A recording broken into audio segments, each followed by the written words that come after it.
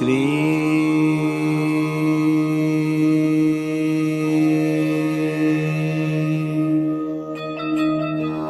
बाबा स्वामी नमो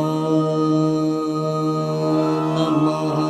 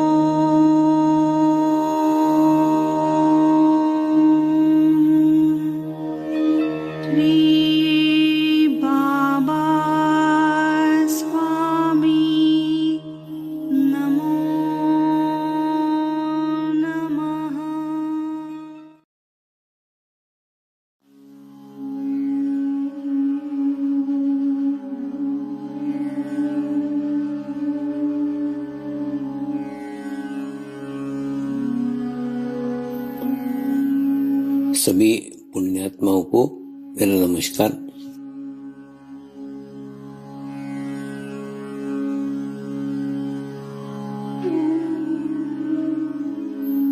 गुरुर्ब्रह्मा गुरुर्विष्णु गुरुर्देवो महेश्वरा गुरु साक्षात् परब्रह्म तस्मै श्री गुरुवे नमः।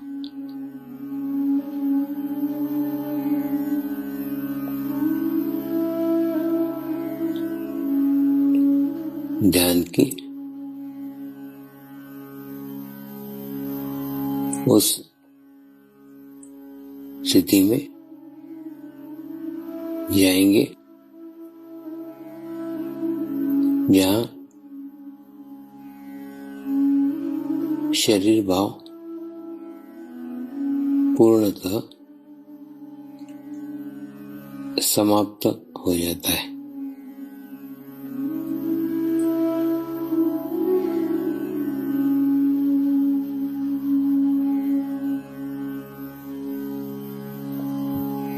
अपने पूरे शरीर को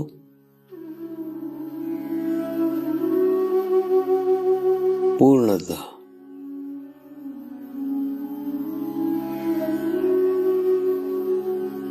शिथिल छोड़ देंगे, एकदम रिलैक्स हो जाइए।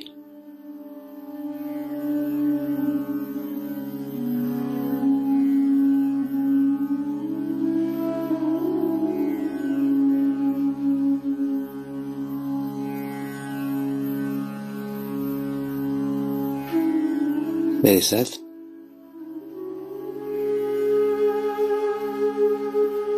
मंत्र का उच्चारण करेंगे।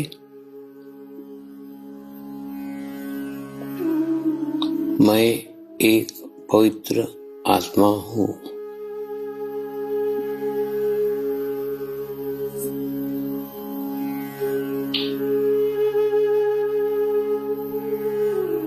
मैं एक शुद्ध आत्मा हूँ।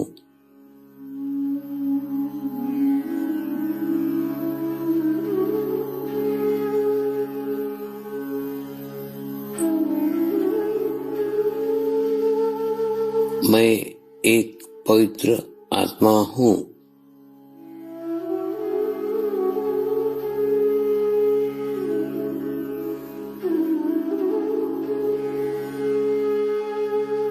मैं एक शुद्ध आत्मा हूँ।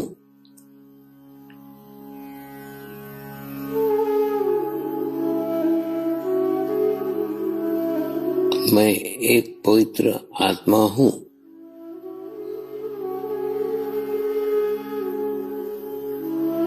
मैं एक शुद्ध आत्मा हूँ।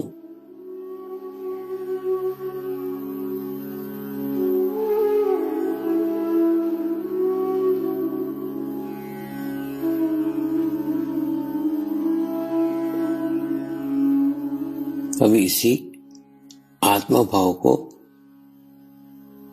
बनाए रखते हुए गुरु मंत्र का उच्चारण करेंगे।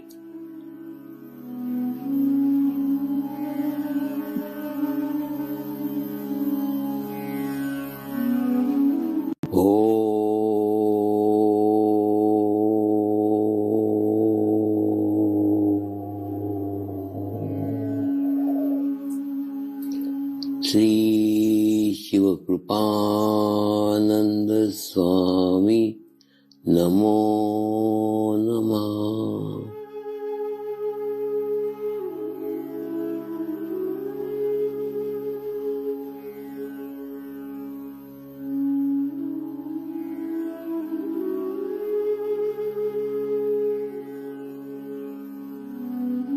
ओम श्री शिव कृपानंद स्वामी नमो नमः।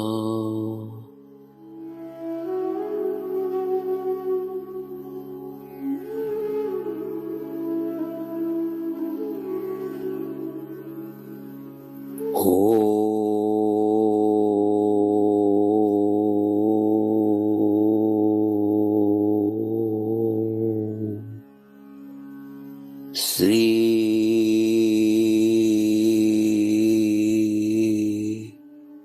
शिव कृपानंद स्वामी नमो नमः।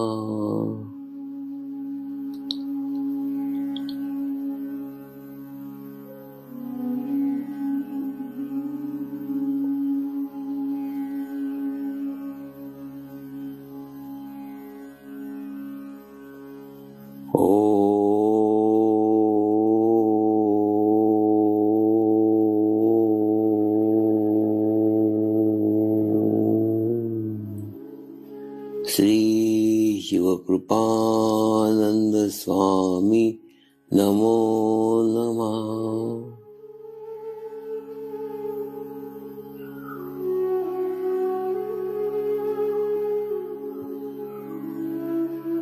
ओम श्री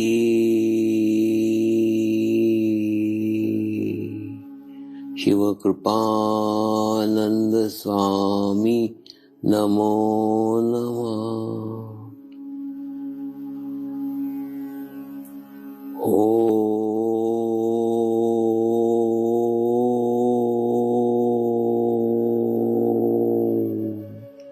श्री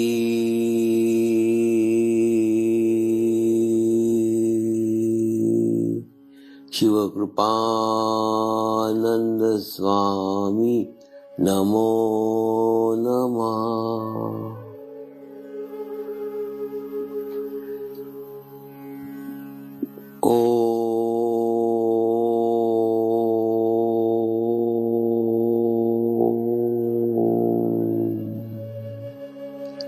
श्री शिव कृपानंद स्वामी नमो नमः।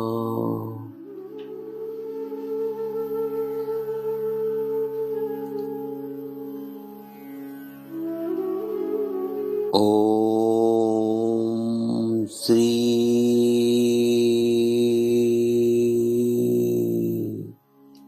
शिव कृपानंद स्वामी नमो नमः।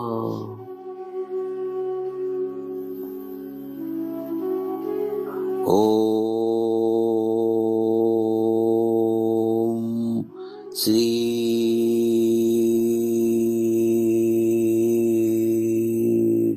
शिव कृपानंद स्वामी नमो नमः।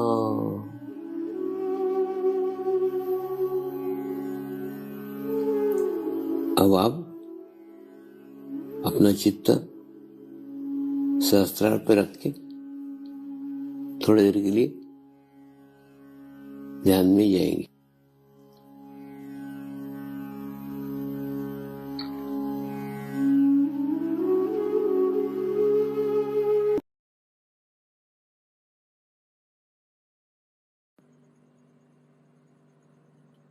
आए हुए सभी पुण्य आत्माओं को मेरा नमस्कार। आज महाशिवरात्रि के पावन पर्व पर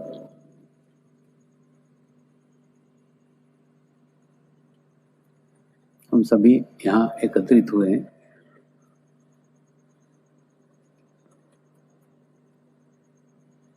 आज का दिवस दो और कारणों से महत्वपूर्ण है।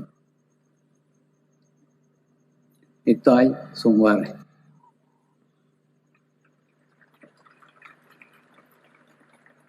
दूसरा नए गुरु शक्ति धाम के सानिध्य का यह पहला महाशिवरात्रि।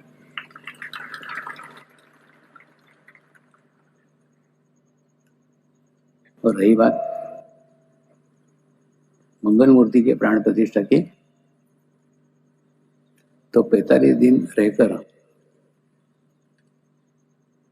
जर्मनी के साधक साधिकाओं के साथ जर्मनी आश्रम के लिए मंगल मूर्ति की प्राण प्रतिष्ठा का कार्यक्रम संपन्न हो गया।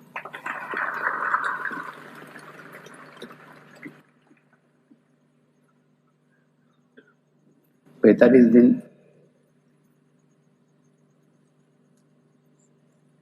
गुरु सानिध्य में रह के मैं भी नए कार्यक्रम के साथ, नए उत्साह के साथ आया हूँ। और इस बार का वर्ष अधिक महत्वपूर्ण होने वाला है, खूब अधिक गुरु कार्य इस साल होने वाला है।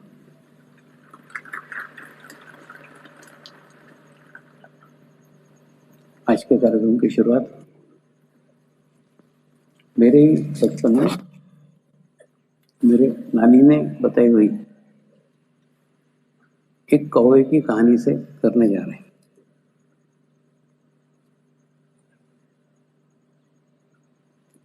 एक कालू कौवा था। वैसे सब काले ही रहते कौवे, लेकिन वो जरा ज्यादा ही काला था, तो उसकी माँ ने उसका प्यार से नाम रखा था कालू। और वो एक किसान का खेत था, खेत के पास तालाब था, तालाब के किनारे एक झाड़ था, वो झाड़ के ऊपर ये रहता था, अपने माँ बाप के साथ रहता था। और उसके बाद में रोज वो तालाब में नीचे दिखता था, तो एक सफेद बदक खूब मस्त इधर से उधर, उधर से इधर घूमता था। उसका सफेद रंग था, अच्छी पीली चोंच थी। वो सब देख के ये उसके तरफ खूब आकर्षित होता था। तो मन ही मन सोचता था, कितना सुंदर शरीर है ना, कितना सुंदर रंग है, एकदम सफेद कलर है, मैं क्या काला, मैं क्या कौवा। और उसके बाद में खूब दुखी हो गया। और दुखी होने के बाद में एक दिन पास के जंगल में गया। जंगल पे पहाड़ के ऊपर एक साधु बाबा जी ध्यान साधना करते बैठते थे। उनके झोपड़ी के सामने खड़ा रहा, काव काव काव करने लगे। वो बाहर आए, क्या हो गया? तो बोले कि मेरा ना बहुत बदसूरत हूँ मैं, मेरा कलर भी काला है, आप एक काम करो ना, मेरे को बदक बना दो। बदक बना दो ना, वो सबसे ज्यादा दुनिया का सुखी प्राणी है, मैं बदक बनना चाहता हूँ। तो आप एक काम करो, मेरे लिए प्रार्थना करो कि मैं अगला जन्म बदक का हो। तो उसने वो साधु बाबा ने बोला, अरे बाबा, दूर के ढोल सुहाने, तेरे को लगता है बदक सुखी है, तो एक काम कर, पहले बदक को जाके पूछ क्या कि वो सुखी है क्या, तो अगर होगा तो मैं तेरे लिए प्रार्थना करूँगा। ठीक है, बदक के पास, बदक राज, आप कितने सुंदर हो, कितने अच्छी चोंच है आपकी, सफेद रंग है, मस्त इधर से उधर तालाब में घूमते रहते हो, आप कितने सुखी हो। तो बदक बोला, किसने बोला कि मैं सुखी हूँ? अरे सुखी नहीं हूँ रे बाबा, दाने दाने को मोहताज हूँ, एक किनारे से उस किनारे सिर्फ मैं मेरे भोजन को ढूंढने के लिए जाते रहता हूँ। तेरे को लगता है घूम रहा हूँ? घूम नहीं रहा हूँ, मैं खोजते रहता हूँ, दिन भर भोजन खोजते रहता हूँ। मेरे से सुखी तो किसान का मुर्गा है, देख वो कितना लाल पीले कलर का है, मस्त कलगी है उसको, और उसको रोज वो रामू किसान मुट्ठी भर अनाज रोज खाने को देता है, माने उसको कहीं ढूंढना नहीं पड़ता, सब दाने उसको सवेरे तैयार के तैयार मिल जाते हैं। तो वो मुर्गा ज्यादा सुखी है, मैं थोड़ी सुखी हूँ। फिर ये गया, फिर साधु बाबा के पास गया। साधु बाबा वो बोल रहा है कि मैं सुखी नहीं हूँ, मेरे से ज्यादा मुर्गा सुखी है, मुर्गे के अच्छे 3-4 कलर है, मस्त कली है। तो फिर साधु बाबा बोले, अरे दूर से ढोल सुहाने, तेरे को कौन बोल रहा है तेरे को मुर्गा सुखी है, पूछ क्या मुर्गे को। अगर मुर्गा सुखी हो तो ठीक है, मैं तेरे लिए प्रार्थना करूंगा कि तू मुर्गा हो जाए। ये मुर्गे के पास गया, मुर्गे राजा तुम कितने सुखी हो ना, रोज तैयार तुमको वो किसान दाने डाल डाल दे, और तुम कितने सुखी हो। तो वो बोला कि किसने कहा मैं सुखी हूँ, मैं बिल्कुल सुखी नहीं हूँ। अरे ये दाने डालता है, लेकिन वो मन्नू बकरा है ना, वो आके मेरे दाने खा जाता है, वो एकदम बलशाली है, एकदम ताकतवर है, एकदम पहलवान है, और बड़े बड़े सींग है उसके, नहीं मेरे को भगाता है सींग से, तो मेरे से सुखी तो मन्नू बकरा है। फिर ये वापस गया साधु बाबा के पास, फिर रोने लग गया, साधु बाबा मेरे को तो वो मन्नू बकरा बना दो। मुर्गा बोलता मैं सुखी नहीं हूँ। तो वो बोले अरे बाबा दूर से ढोल सुहाने, कौन बोलता है मन्नू बकरा सुखी, तो एक काम कर मन्नू बकरे के पास जा। तो ये मन्नू बकरे के पास गया, मन्नू बकरा, मन्नू तुम सुखी हो क्या, मैं तुम्हारे जैसा बलशाली ताकतवर होना चाहता हूँ, दो मेरे सिंह है, तुमको कितना मस्त खाने को मिलता है, तुम मुर्गे को भगा देते हो। वो बकरे ने बोला तेरे को किसने बताया कि मैं सुखी हूँ, अरे सबसे दुखी प्राणी तो मैं ही हूँ। तो बोले क्या, कौवा बोला मैं बतख के पास गया, मैं मुर्गे के पास गया, वो मुर्गे ने फिर तुमको बताया कि तुम सबसे ज्यादा सुखी हो। तो कौवे को बकरे ने बोला ये बता, लोग बतख मार के खा जाते हैं, मुर्गा मार के खा जाते हैं, बकरा मार के खा जाते हैं, कौवा मार के खाते क्या, मैं तो अगले जन्म में कौवा बनना चाहता हूँ।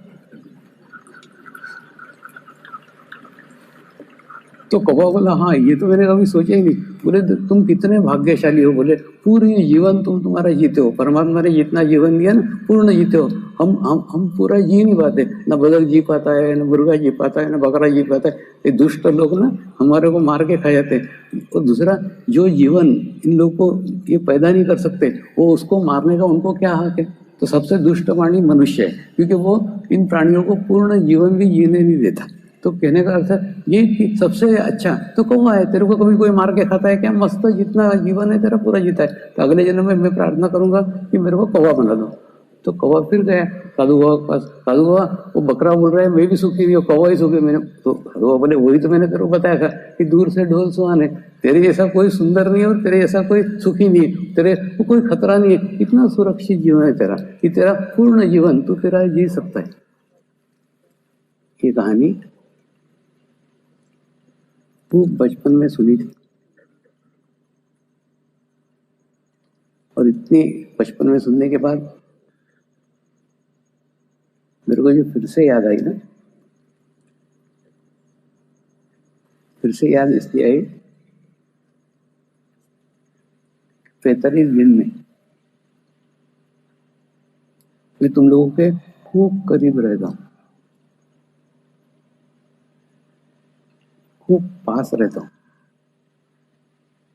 तो तुमको निकट से पहचानने का, तुमको निकट से जानने का अवसर मेरे को 45 दिन में मिलता है। तो इन 45 दिन में ये जाना, तुमको जो कुछ मिला है, जो कुछ तुम्हारे पास है, जो कुछ तुम्हारे पास है, उससे तुम सुखी नहीं हो, और मिलना चाहिए, और मिलना चाहिए, और मिलना चाहिए, और मिलना चाहिए कि दौड़ चालू ही है। दूसरा, सर्वप्रथम ये समझो तुमको एक दिव्य शरीर मिला हुआ है, और दिव्य शरीर मिला है जो आत्म साक्षात्कार ग्रहण कर सके, आत्म साक्षात्कार ले सके। ये पहले कई जन्मों में नहीं था, तो उसका तुमको एहसास ही नहीं। जो नहीं मिला है उधर दौड़ रहो, जो मिला है उधर देखो ना। दूसरा, वो जो दिव्य शरीर मिला है उसके लिए सर्वप्रथम अपने माँ बाप का धन्यवाद दो, माँ बाप का आभार मानो, इसके कारण आपको वो दिव्य शरीर प्राप्त हुआ है। तो इसलिए जो मिला है उधर देखो, जो नहीं मिला है उधर मत देखो। दिव्य शरीर मिला है। दूसरा, तुम इस पूरे दुनिया में, पूरे जगत में यूनिक हो। यूनिक हो यानी तुम्हारे जैसा कोई भी व्यक्ति दूसरा नहीं है। तुमको दिखा क्या जिंदगी में कि तुम्हारे जैसा कोई तुमको मिला? कोई नहीं मिला। प्रत्येक व्यक्ति का हवामंडल अलग अलग है, प्रत्येक व्यक्ति का ओरा अलग अलग है, प्रत्येक व्यक्ति यूनिक है, मतलब एक व्यक्ति से का दूसरा कोई भी व्यक्ति नहीं है। इसलिए जो मिला है ना उसको देखो, और जो नहीं मिला है उधर मत सोचो, उधर मत दौड़ लगाओ, थोड़ा अंतर्मुखी हो। अंतर्मुखी हो गए, कई लोग बोलते हैं अंतर्मुखी हो, अंतर्मुखी हो, यानी क्या? अंतर्मुखी होने के बाद में सर्वप्रथम आपको आपके दोष नजर आएंगे। आप में क्या दोष है आपको पता चलेगा जब आप अंतर्मुखी होंगे ना, तब आप बाहर देखते हो, इसके दोष दिखते हैं, उसके दोष दिखते हैं, चित्त बाहर बाहर बाहर बाहर जाते। इसलिए अंतर्मुखी होना सीखो, और इतने अंतर्मुखी होंगे उतना चित्त अंदर जाएगा, तो चित्त जितना अंदर जाएगा उतना चित्त स्ट्रांग होगा। अंतर्मुखी पे से मुझे एक रामू हाथी की कहानी याद आ गई। देखिए कौन क्या बोल रहा है, कौन क्या कर रहा है, उधर ध्यान मत दो। एक रामू हाथी था, उसका मालिक उसको लेके कभी किसी शहर में से गुजरता था, तो जैसे ही शहर में गुजरता था प्रत्येक रोड के ऊपर लोग नमस्कार करते थे। आज सुबह तो मंगल हो गया मेरा, आज गणेश जी के दर्शन हो गए, सुबह सुबह गणेश जी के दर्शन हो गए। सब लोग हाथ जोड़ के खड़े रहते थे जहाँ से भी रामू हाथी गुजरता था। कई लोग उसको केले देते थे, कई लोग उसको हार देते थे, यानी सब जगह उसका स्वागत करने के लिए खड़े रहते थे। लेकिन कहीं पे भी केले खाने के लिए वो रुकता नहीं था, जो नमस्कार कर रहे हैं उनके पास भी रुकता नहीं था, जो हार डाल रहे हैं उनके पास भी रुकता नहीं था। वो आगे आगे आगे आगे अपने स्थान की तरफ अपने मालिक के साथ चलते रहता था। और पूरे गांव के कुत्ते उसके पीछे भौंकते रहते थे, बिल्कुल छोटे छोटे गली के पिल्ले वो भी उसके पीछे डरते थे, खूब इतना भौंकते थे, इतना भौंकते थे, इतना भौंकते थे। लेकिन एक विशेषता थी हाथी की, हाथी जो सामने दिख रहे हैं उनके सामने रुकता नहीं था, और जो पीछे भौंक रहे हैं उनके सामने मुड़ के देखता भी नहीं था। और कुत्तों का ये था कि कुत्ते कभी सामने आके नहीं भौंकते थे, थोड़ा डिस्टेंस रख के 10 फीट छोड़ के 15 फीट छोड़ के फिर भौंकते थे। तो कहने मतलब हाथी का आदर्श मानो ना। तो और दूसरा कुत्तों की भी मानसिकता देखो यानी कुत्ते क्यों भौंकते थे? 2 कारणों से। एक तो उनके आकार के कारण, कुत्ते का आकार छोटा, हाथी का आकार बड़ा, तो बहुत बड़ा आकार देख के उनको एक भय लगता था, उनको एक डर लगता था, वो डर के मारे उसके सामने भौंकते थे। दूसरा, गली के कुत्ते सोचते थे हमारी तो जिंदगी निकल गई, कभी ये गली वालों ने हमारे को नमस्कार नहीं किया, और ये हाथी आ रहे हैं तो सब लोग हाथ जोड़ करके खड़े। यानी हाथी को जो हाथ जोड़ने वाले खड़े ना, वैसे उसके पीछे भौंकने वाले भी रहते हैं। और एक ईर्ष्या के कारण, एक डर के कारण, एक डर ये कि आकार बहुत बड़ा है, और एक ईर्ष्या ऐसी कि जो हमको कभी जिंदगी में नहीं मिला, हमको कभी किसी ने नमस्कार नहीं किया, आखिरी जिंदगी ये गली में चली गई, किसी ने नमस्कार नहीं किया, लेकिन इसको हाथी को नमस्कार कर रहे हैं, ये तो आज आया हुआ है। तो कहने मतलब ईर्ष्या और भय इसके कारण करते रहते। लेकिन हाथी करता है क्या? नहीं, हाथी पीछे भौंकने वाले की तरफ ध्यान नहीं देता, और उसके बाद में जो आगे नमस्कार खड़े रह रहे उधर भी अपना अड्डा नहीं जमाता, वो आगे आगे आगे चलते रहता है। तो ऐसे रामू हाथी का आदर्श मानो। और दूसरा, कौन क्या बोल रहा है, कौन क्या कर रहा है, वो उसका सोच है ना, उसको सोचने दो। तो उसका कारण अपने को क्या, ये अपन अपना देखो, अपन अपना अंतर्मुखी हो, अपना नियमित क्या, ये सब क्यों बातें बता रहा हूँ? ध्यान के बारे में आज भी समाज में अच्छा भाव नहीं है, उसके लिए जन जागृति की आवश्यकता है। लोग क्या योग करेंगे या पूजा करेंगे, लेकिन ध्यान की तरफ ध्यान नहीं देते। क्यों? पूजा करे तो वो बहुत धार्मिक व्यक्ति है, लेकिन ध्यान करेंगे तो बाबा जी होगा क्या, ऐसा सोचते। तो ध्यान की तरफ, इसलिए ध्यान का जितना बिना हल्ला गुल्ला करे करो ना उतना अच्छा है। किसी को बताओ तो कोई इतना ध्यान कोई करेगा ऐसा नहीं। अभी ध्यान के बारे में जन जागृति की आवश्यकता है। दूसरा, इस जन्म में 3 बातें एक साथ हुई, उसका महत्व समझो। शरीर पहले नहीं था क्या? था, शरीर पहले भी था, लेकिन शरीर उस लायक नहीं था कि आत्म साक्षात्कार ग्रहण कर सके। जैसे रहता कि नहीं, मटका कच्चा हो तो उसमें पानी भरा जा सकता है कि नहीं, वो भरा तो फूट जाएगा। वैसे शरीर था, लेकिन शरीर वो लायक नहीं था कि आत्म साक्षात्कार ग्रहण कर सके। इसलिए इस जन्म में तुमको दिव्य शरीर मिला है, वो विशेषता है। दिव्य शरीर के कारण आत्म साक्षात्कार ग्रहण कर सके। दूसरा, माध्यम पूर्व जन्मों में नहीं होंगे क्या? पूर्व जन्मों में भी माध्यम थे, इस जन्मों में भी माध्यम है, लेकिन माध्यम अधिकृत नहीं थे। देखो, माध्यम भी ना अपने समय के सीमा के अंदर बंद करके चलता है, तो जब तक वो अधिकृत नहीं है, जब तक वो नहीं करेगा। तीसरा, समय, समय का बहुत महत्व है, वो समय नहीं था। अभी तीन चीजें एकत्र हुई है, दिव्य शरीर, अधिकृत माध्यम और सही समय। सही समय से मेरा आशय उस समय से जो संत ज्ञानेश्वर ने 8 से 800 साल पहले बता के रखा था कि 8 से 800 साल बाद ऐसा समय आएगा जब आत्म साक्षात्कार सार्वजनिक रूप से प्राप्त होगा। तो कहने का अर्थ, ये तीनों बातों का संगम, जैसे है कि प्रयागराज में जाते हैं तो 3 नदियों का संगम होता है, वो त्रिवेणी संगम बोलते हैं। वैसे ही प्रकार 3 बातों का संगम, दिव्य शरीर, अधिकृत माध्यम और सही समय, ये तीनों का जब त्रिवेणी संगम हुआ तब जाके आत्म साक्षात्कार की घटना घटित हो सकी। ये तीनों बातें इसी जन्म में एकत्र हुई है। जागृति के बाद में अनुभूति की तरफ ध्यान दो, वाइब्रेशंस की तरफ ध्यान दो, अपने बुद्धि को, अपने विवेक को जगाओ और सब कुछ चीजें जान करके करो। जो कुछ है उसके परे देखने का, परे पहुंचने का प्रयास करो।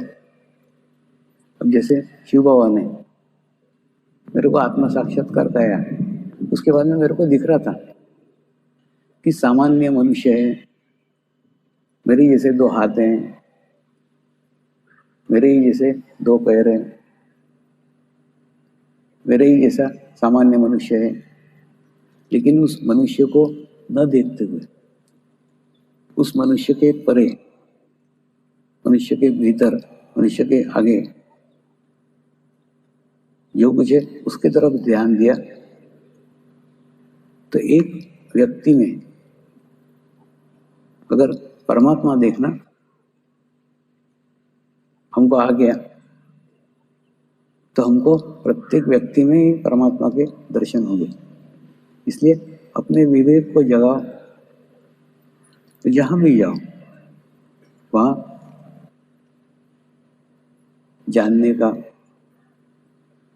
पहचानने का प्रयास करो।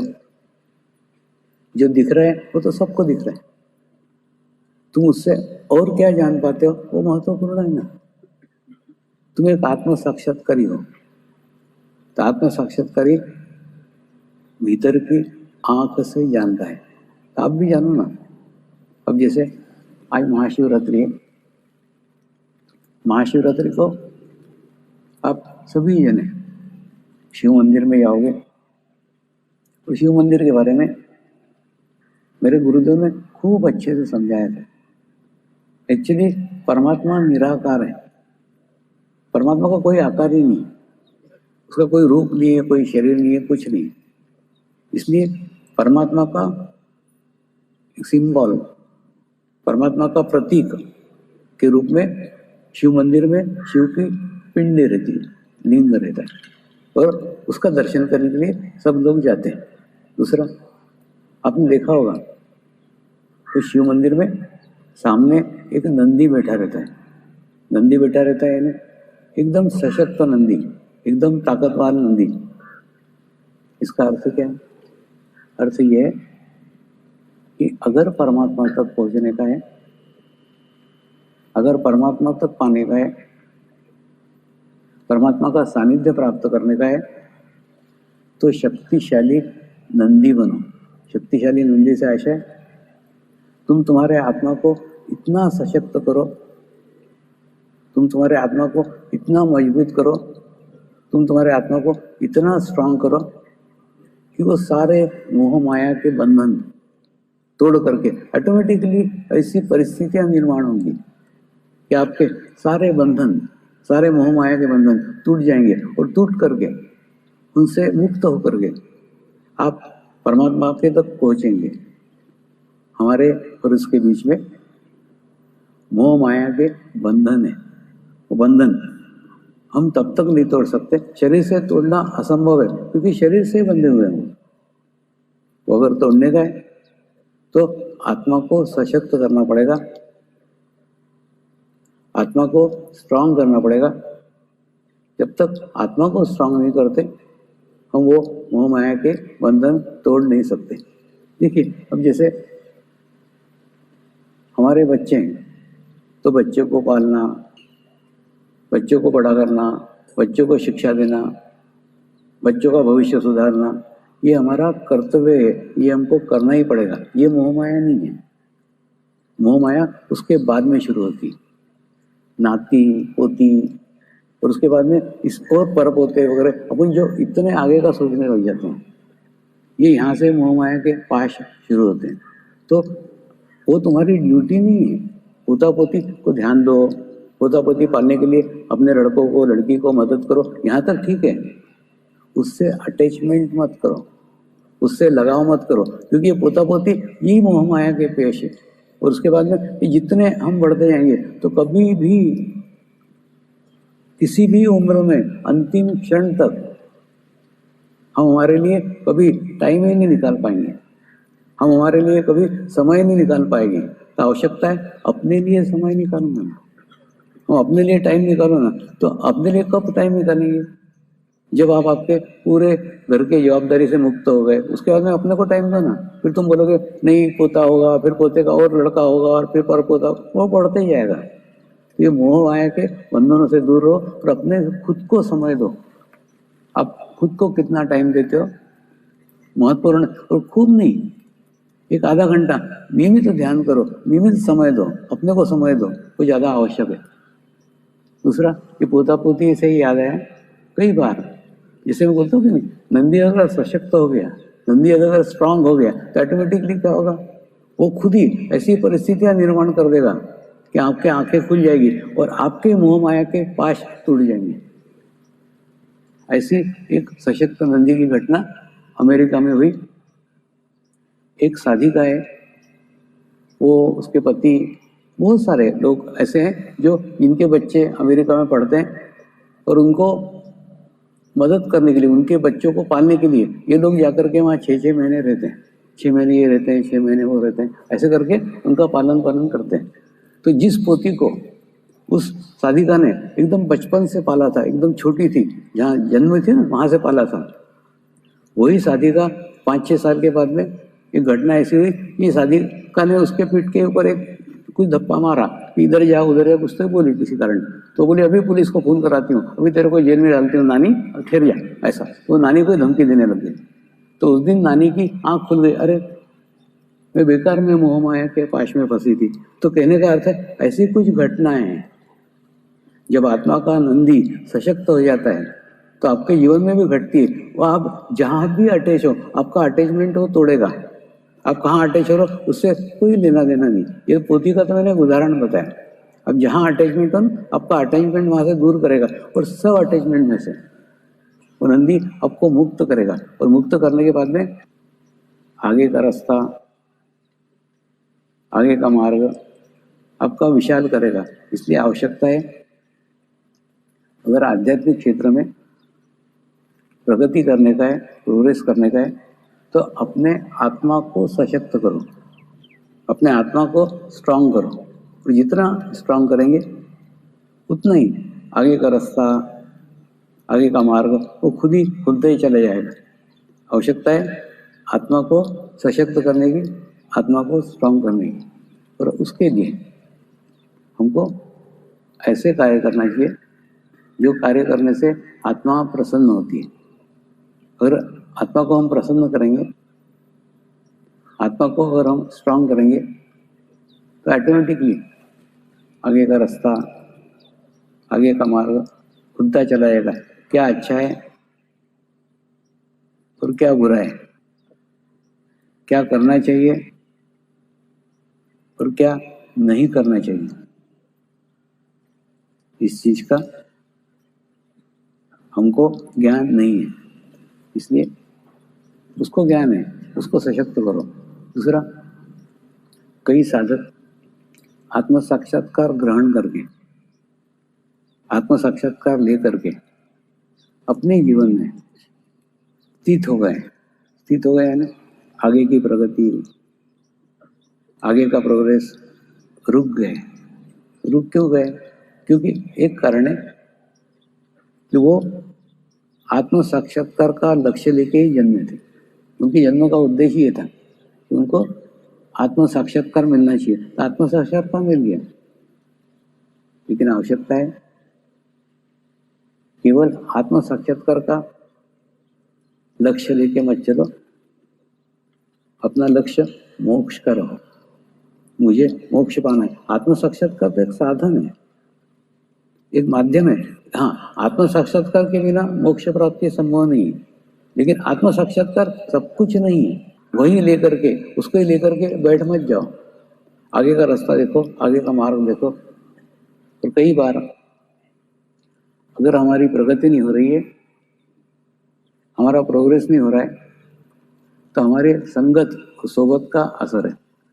अब जिन लोगों के सानिध्य में रहते हो, जो आपके 5 प्रिय व्यक्ति हैं, जिनके साथ में आप अधिक से अधिक समय गुजारते हो, वो व्यक्तियों की स्थिति कैसी है, उनकी आध्यात्मिक प्रगति कैसी है, उसके ऊपर आपकी आध्यात्मिक प्रगति निर्भर है। इसलिए आवश्यकता है कि अपनी संगत, अपनी सोहबत चेंज करो, बदलो। होता है ना, अब जैसे बचपन में मेरे स्कूल के अंदर एक लड़का मेरा खूब अच्छा मित्र था, लेकिन वो रोज मेरे ऊपर, उस समय ना दवात और टाक रहता था, वो टाक में दवात में डुबा के फिर लिखना पड़ता था। हमारे 4वीं 5वीं के समय की बात है। तो वो रोज वो शाही मेरे ऊपर छिटता ही था। मैंने उसको पेन छीटने की आदत थी, लेकिन वो गलती से मेरे ऊपर छिटता था। 1 बार हो गया, 2 बार हो गया, 3 बार हो गया। उसके बाद में और दूसरा के घर पे जाके नानी डांटती थी कि रोज कपड़े खराब करके आता है करके। तो बाद में मैंने उसका साथ देना ही छोड़ दिया, उसमें साथ में रहना ही छोड़ दिया, क्योंकि वो उसकी आदत से बाहर नहीं आता था। तो आप देखो ना, आपके पास भी ऐसे कोई प्रिय व्यक्ति हैं जो आपके खूब नियर एंड डियर हैं, लेकिन अगर वो दुनिया भर के लोगों की बुराइयां कर रहे हैं, दुनिया भर का कचरा अगर आपके अंदर डाल रहे हैं, हर दफे नकारात्मक बातें कर रहे हैं, वो आपके कितने भी प्रिय हो, वो आपके कितने भी सगे हो, समझ रहे हो कि नहीं, कितने भी पास के हो, कितने भी करीब के हो, लेकिन ऐसे लोगों से दूर रहो। एक डिस्टेंस, एक अंतर बना के रखो। क्योंकि हर दफे अगर वो कचरा डालेगा, हर दफे वो इसकी बुराई करेगा, उसकी बुराई करेगा, तो यानी बुराई करेगा, यानी वो उनका कचरा तुम्हारे चित्त में डालेगा और तुम्हारे चित्त को दूषित करेगा। ऐसे अगर कोई व्यक्ति तुम्हारे पास कितने भी करीब हो, कितने भी पास हो, तो ऐसे व्यक्तियों का सानिध्य, ऐसे व्यक्तियों की संगत छोड़ो। और दूसरा, सामूहिकता में जाओ ना। देखो, सामूहिक जितनी बड़ी, अब जैसे समझ लो एक पानी का ग्लास है, उस पानी के ग्लास में 1 चम्मच काली शाही डाल दी तो पानी को पूरा काला कर देगी। वही 1 चम्मच काली शाही बाल्टी में डाल दी तो काला नहीं करेगी, लेकिन थोड़ा पानी खराब कर देगी। लेकिन वही 1 चम्मच काली शाही गंगा नदी में डाल दी तो कहाँ चले गई पता नहीं चलेगा। इसका अर्थ क्या है? इसका अर्थ जितनी बड़ी सामूहिकता होगी, जितनी बड़ी कलेक्टिविटी होगी, उसके अंदर अपने को अपना मैं, अपने को अपना अहंकार रूपी काली शाही विसर्जित करने में आसानी होती है। तो जितना बड़ा, जितना विशाल सामूहिकता होगी, कलेक्टिविटी होगी, उसमें अपने को, अपनी मैं को विसर्जित करने में खूब आसानी होती है। अब देखो ना, आप भी उदाहरण करके देखो, आप भी प्रयोग करके देखो। शिरडी में 5 घंटे लाइन में लगो, वो लाइन में लगने के बाद में जो दर्शन पाने के बाद में जो प्राप्त होता है वो, और तुम वीआईपी पास लेकर के दर्शन करके आओ वो, उस दोनों में जमीन आसमान का अंतर है। वास्तव में क्या है बोले, जब हम बहुत बड़ी सामूहिकता में जाते हैं, बहुत बड़ी कलेक्टिविटी में जाते हैं, तो कई जगह हमको हमारे जो जीवन में नहीं है वो भी करना पड़ता है। हम बाप जाने में कभी लाइन में नहीं लगे हो, वहां पे रजिस्ट्रेशन के लिए लाइन में लगना पड़ा होगा। जैसे आज ही आप आए हो, रजिस्ट्रेशन के लिए लाइन में लगाओगे, उसके बाद में आओगे, यहाँ बैठने के लिए लाइन से बैठना पड़ेगा, फिर नमस्कार के लिए लाइन से लगोगे, प्रसाद के लिए लाइन से लगोगे, यानी एक क्रमबद्ध तरीके से, लयबद्ध तरीके से धीरे धीरे धीरे आपके अंदर का मैं, आप कितने भी बड़ी पोस्ट के ऊपर हो, कितने भी बड़ी, जितनी बड़ी पोस्ट के ऊपर हो, उतने व्यक्तियों को सामान्य होना खूब आवश्यक है। क्या होता है मन में, जितनी बड़ी पोस्ट है, जितनी बड़ी स्थिति है, उतना ही अहंकार इकट्ठा होता है। क्यों? क्योंकि ऐसा अहंकार इकट्ठा करने वाले आपके आसपास के लोग रहते हैं, वो आपको और बढ़ा के बढ़ा के बढ़ा के, एक ऐसी जगह जाओ ना जिस जगह आपको कोई जानता नहीं हो, आप एक सामान्य मनुष्य हो, जहाँ आप अपने आप को सामान्य समझोगे ना, वहाँ आपको रिलैक्सेशन लगेगा। नहीं तो पोस्ट का, तुम्हारे रूप का, तुम्हारे स्थिति का, तुम्हारे आर्थिक स्थिति का, सबका प्रेशर सदैव तुम्हारे साथ रहता ही है। इसलिए जितनी सामूहिकता में जाओगे, जितनी कनेक्टिविटी में जाओगे, उतने आपको विसर्जित करने का, अपने आप को मर्ज करने का आसान तरीका आपको मिलेगा। इसलिए सामूहिकता में जाओ। दूसरा, सेंटरों पे जाके ध्यान करो ना। सेंटरों पे जाके ध्यान करने को क्यों कहता हूँ? इसलिए कहता हूँ, दो बातें उसके अंदर। पहली बात तो, एक हजारों लोगों के बीच में आप बैठे हैं, उसके बावजूद भी आप अपने अस्तित्व को अलग रख पा रहे हैं। हजारों लोगों में भी आपका चित्त नहीं जा रहा है, आपका अटेंशन नहीं जा रहा है, और आपका अटेंशन हजारों लोगों के बीच में भी स्थित रह रहा है। यानी आप भीतर रहना सीख रहे हैं, आप चित्त के ऊपर नियंत्रण कर रहे हैं। और दूसरा, सेंटर पे जाने के बाद तुमको अच्छी सामूहिकता मिल सकती है, अच्छी कनेक्टिविटी मिल सकती है। और दूसरा, देखो, सेंटर पे भी सामूहिकता खोजनी पड़ेगी। जैसे आप जाते हो ना गंगा नदी के घाट पे नहाने जाओगे, तो देखोगे कौन सा घाट पवित्र है, कौन सा घाट शुद्ध है, कौन से घाट पे अच्छा पानी है। उसी घाट को खोज करके, उसी घाट को ढूंढ करके वहां जाके स्नान करोगे। ठीक उसी प्रकार से कहीं पे भी सेंटर पे जाओ ना, तो खोजो, ढूंढो कौन अच्छा साधक है, कौन से अच्छे साधक के पास अनुभूति है, कौन साधक पुराना है। उनके अनुभव लो ना, उनके अनुभूति थोड़ी देर बात करके, 10 मिनट बात करके, 15 मिनट बात करके आपको पता लग जाता है कि साधक कैसा है। तो ऑटोमेटिकली उसके सानिध्य में आपको अच्छा लगेगा, अच्छा लगेगा। धीरे धीरे धीरे ऐसे साधकों की संगत बढ़ाओ, अपनी सामूहिकता बढ़ाओ, अपनी कनेक्टिविटी बढ़ाओ। उसके लिए सेंटर के ऊपर जाओ, तो सेंटर पे जाओ, सामूहिकता में जाओ। जितने बड़े कार्यक्रम हैं उतने बड़े कार्यक्रम अटेंड करो। तो अटेंड करने में हमको हमारा मैं विसर्जित करने में बहुत आसानी होती है। कई बार सोचता हूँ, मनुष्य ने भी कितना बेकार का मैं पाल के रखा है ना। मनुष्य के शरीर को पैदा करते हैं माँ बाप, यानी एक। दूसरा, शरीर पैदा होने के बाद में स्नान कराती है पहले एक नर्स, और वो भी दूसरे। उसके बाद में फिर शिक्षा देते हैं शिक्षक, वो तीसरे। उसके बाद में फिर कोई जॉब देता है, वो मालिक और अलग। उसके बाद में फिर तुम्हारी मृत्यु होती है, तुमको स्मशान पहुंचाते हैं, वो भी दूसरे। उसके बाद में तुम्हारे संपत्ति के बंटवारे करते हैं, वो भी दूसरे। तो कहीं पे भी तो मैं नहीं है, कहीं पे भी मैं नहीं है, कहीं पे भी आपका कुछ है ही नहीं। सब दूसरे कर रहे हैं और सिर्फ आपके साथ कर रहे हैं। आवश्यकता है इस मैं में से बाहर निकलने की। ध्यान उसी मैं के से मुक्त होने का मार्ग है। मोक्ष मोक्ष मोक्ष कुछ नहीं है। मोक्ष मैं के अहंकार से मुक्ति है। अब जितना मैं के अहंकार से मुक्त होंगे, उतना ही आपका भाव आत्मा के प्रति जागरूक होगा, और जितना आत्मा के प्रति जागरूक होगा उतनी प्रगति होगी, उतना ही प्रोग्रेस होगा।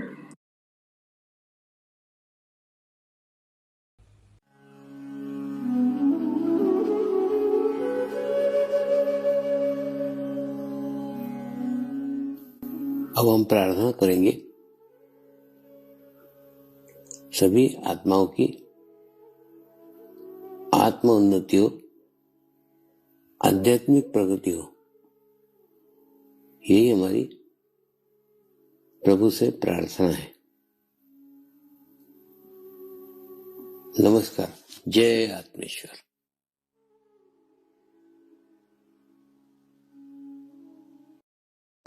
शांति पाठ करेंगे। ओम द्यो शांति अंतरिक्षगम शांति पृथ्वी शांति रापः शांतिरौषधयः शांति वनस्पतयः शांति विश्वे देवाः शांति ब्रह्म शांति सर्वगं शांति शांतिरेव शांति क्षमा शांतिरेधि। ओम शांति शांति शांति सर्वारिष्ट सुशांतिर्भवतु।